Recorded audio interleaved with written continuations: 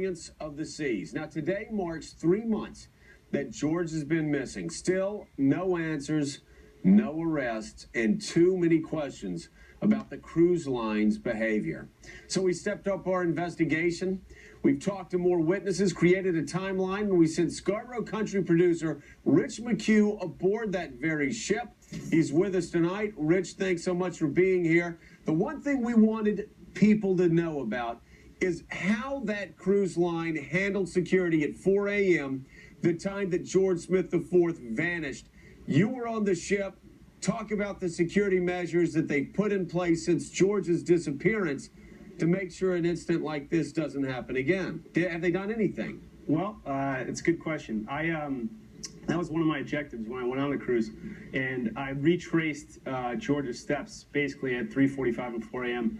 and found that, surprisingly, I left the disco at approximately 3:45 in the morning, 4 o'clock, and went out on the decks, and I actually couldn't find a security guard. I walked the entire ship, basically, and saw a few people. Wait a second. You couldn't. Hold on, Rich. You're telling me at 4 a.m. in the morning, at the time this guy was possibly beaten up and thrown overboard, 3 months later, you couldn't find a security board on the ship at 4 a.m.? That's correct. That's correct. Unbelievable. What about security cameras? We've had the big question time and again. Did they put security cameras up? Are they there? Did you see any when you were around? That's interesting. What you're showing right now is some footage I shot of a security camera that's trained on the side of the boat.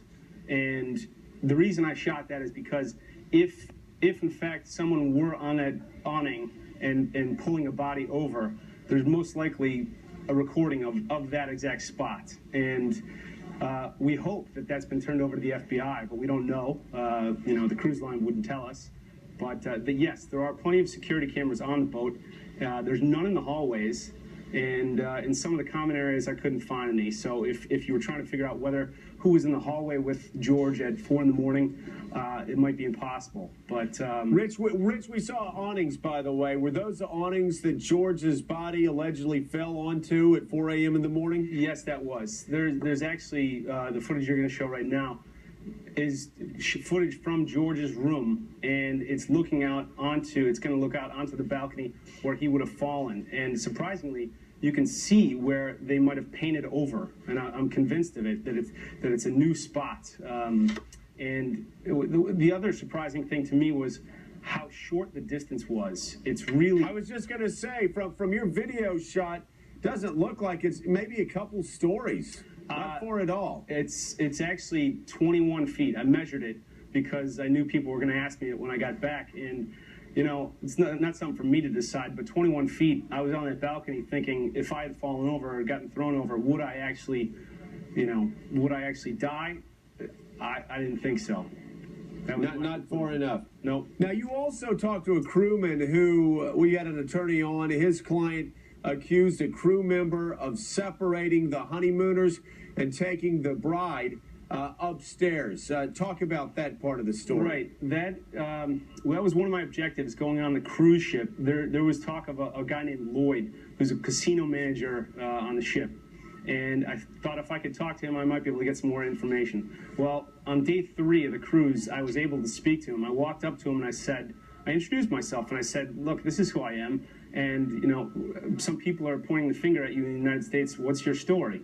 And I thought he was going to just not talk to me, but he actually opened up and spilled, quite a lot to me. We talked for about 20 minutes, and he recounted his own timeline. He said he was in the casino, and they noticed George and Jennifer. Are we looking at him right now? Is that the guy we're looking at? Correct. That's a side shot of him.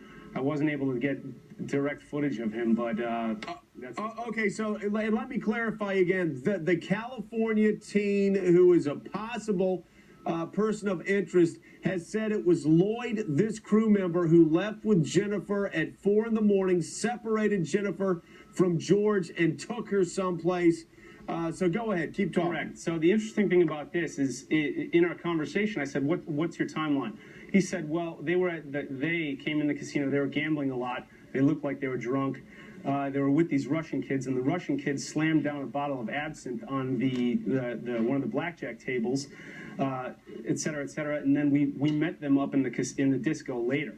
And I said, so you actually didn't go up to the disco with them, which is what some people have alleged. And he said, absolutely not. And I said, well, okay, bring us to up to the disco. What happened? He said, okay, so somebody's obviously lying, right, Rich? Absolutely. That's when I knew somebody was lying. I said, because we have one story that says they went up in the elevator together, and then his story, he says he went up with a friend, a blackjack dealer from the casino, whom he introduced me to. His name is Christian, and they told me their story, and they said they went up there independently, and we're up there at the next table to them drinking, and they saw them drinking absinthe, but, you know, they left independently about 20 minutes before people said they left. All right, Rich, thanks so much. Great work as always. And we're going to have more of your special investigation tomorrow night. But right now, I want to bring in my panel of experts. We have Maritime Attorney Jim Walker, former federal prosecutor Mary Fulgeniti, and former FBI agent Clint Van Zandt. Clint, you've seen some footage from our investigation. What's your take? Well, Joe, what I find interesting is just what you jumped on and what I would glom onto as an FBI agent. I mean, there is an obvious, somebody's lying here. We know from the interviews that you've shown on your show that NBC Dateline has done that this kid from California and the Russian brothers and their cousin, I mean, they absolutely claim we're on the elevator, we go up, the guy from the casino is hitting on this young woman, he's got his arms wrapped around here, and now here's somebody else saying, hey, I wasn't even on the same elevator. Joe, when somebody lies about the little things, they lie about the big things. So, you know, there's someone who's not even close to the truth there, and hopefully these 200-plus security cameras on board have assisted the FBI in figuring out who got on and off the elevator together or not. If somebody's lying there, we got to presume they may be lying in the rest of their story.